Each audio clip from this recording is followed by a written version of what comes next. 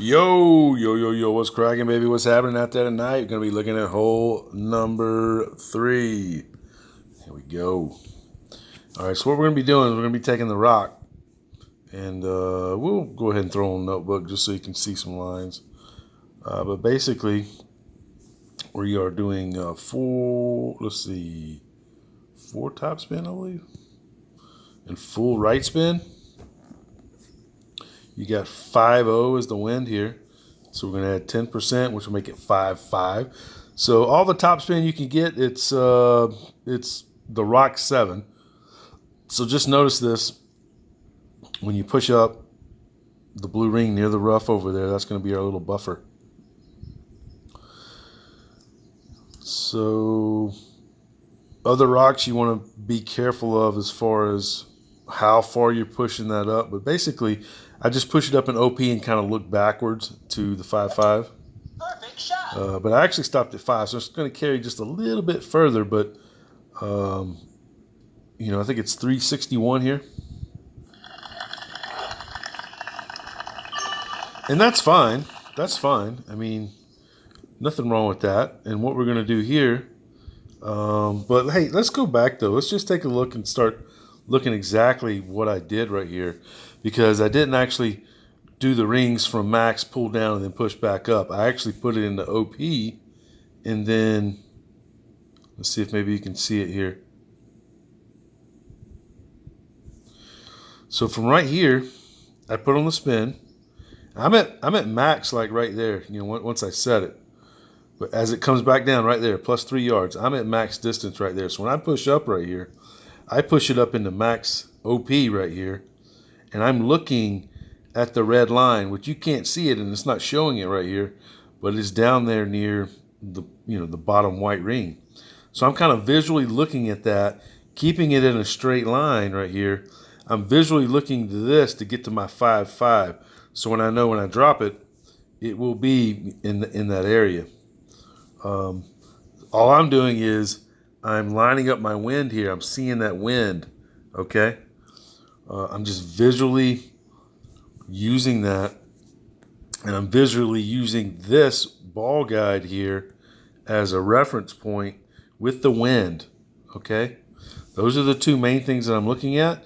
The third thing, obviously, is the blue line near the rough there, okay? So once you push in the OP right there, you just kind of look backwards and down to find the 5-5. And I actually leave it at 5-0, which if I were to pull it back to 5-5, it would be a little shorter on the drive. But I just stop it at the top of the max position. I actually don't bring it down any further. So I'm 0.5 off of that, technically. So instead of making it 5-5, I really moved it 5-0.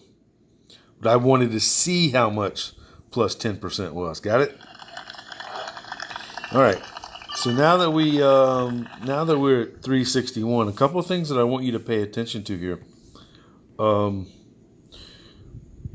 is the entry point of the ball guide in relationship to the grid lines on the green. So as we're looking at this, and this is pretty important right here, because basically, I'll fast forward it here. This is critical down here, okay? And what I mean by the entry point is you see the clear ring before the hole. I mean the clear row before the hole, and then the dark row before the hole. Our entry point is going to be at the corner of that dark square right there. X marks the spot. Now, basically what I'm going to do is put 3 top spin and then full left spin and put the blue ring. I end up putting the blue ring near the rough, but you'll see that set point in a second. But what I also want you to know is this right there. See that? So what do we drive it? 361. So we're reaching the limit really of how far you want to drive it. You don't want to drive it any further than that, because you're going to start getting into mixed clubs. Now make sure when you do this, do not bring the Goliath. Do not bring a B52. You want to bring a lower, smaller yardage long iron to make sure and ensure you get enough room to pull your min sniper, okay? So again, let me zoom out here. So you see the line there, right? Because there's the top of it. And if you take a Goliath or something like that, it's going to take away that min just a little bit and kind of leave you with less room. So as you can see, 361 is fine. Okay, we got plenty of room. All right, so here we go. 3 top spin and then full left spin. So we want to stay with those adjustments right there. 3 top. I think earlier, from previous tournaments and things like that, we did 2 top spin.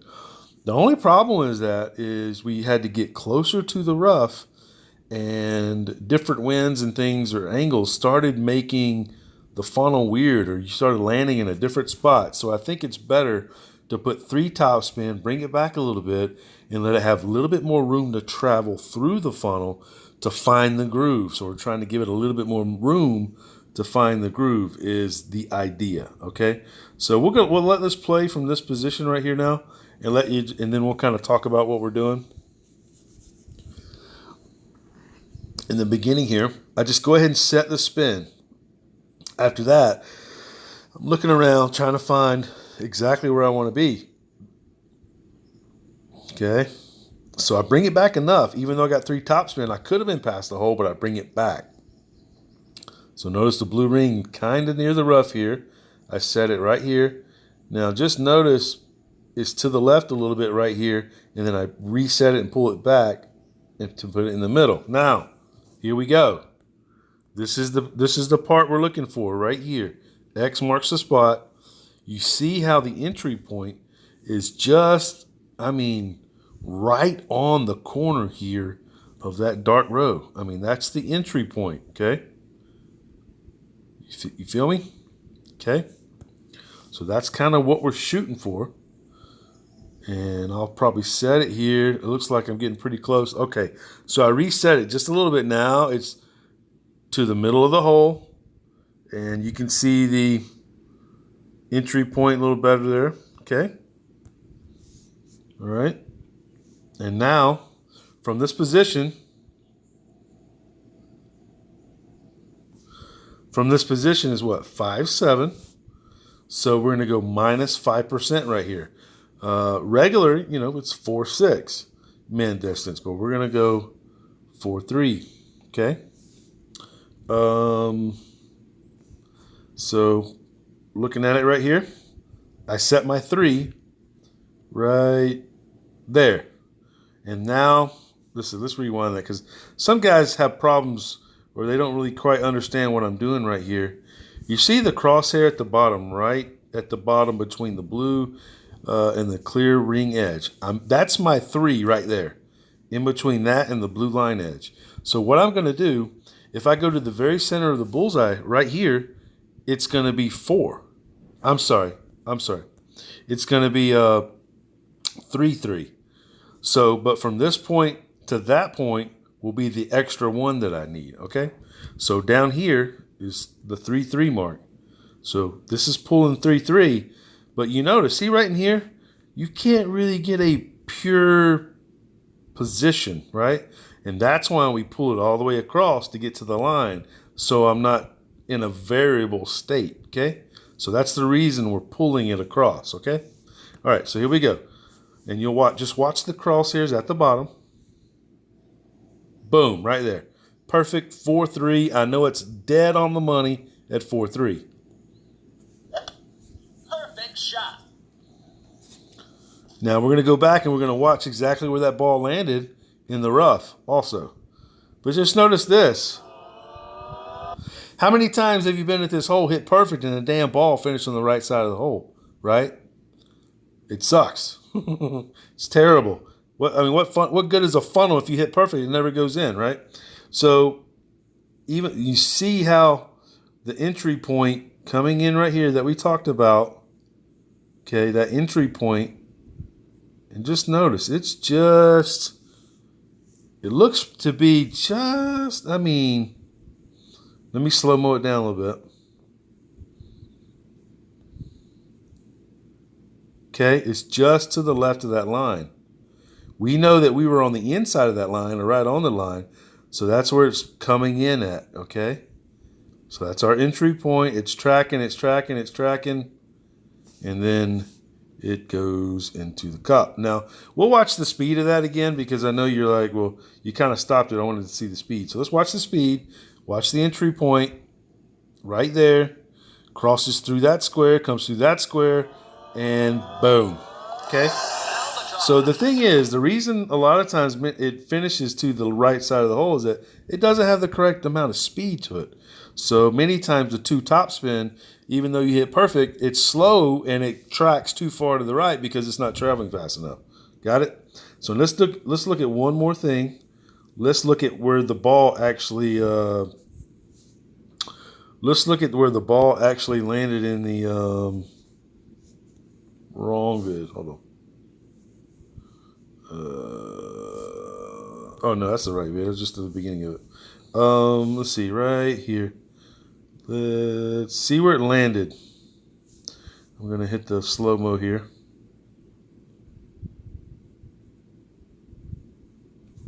Okay. So we've got plenty of room right there with that blue ring. We are not in danger of hitting it too far or having anything weird happen, okay? So that's the bonus of that. If we hit a great left or a great right or whatever, we got room, and we want that, okay? We want room. So, all right, guys. So let's watch the entry point one more time, and we'll just let it go in and play. And there you have it right there. And that's in the hole.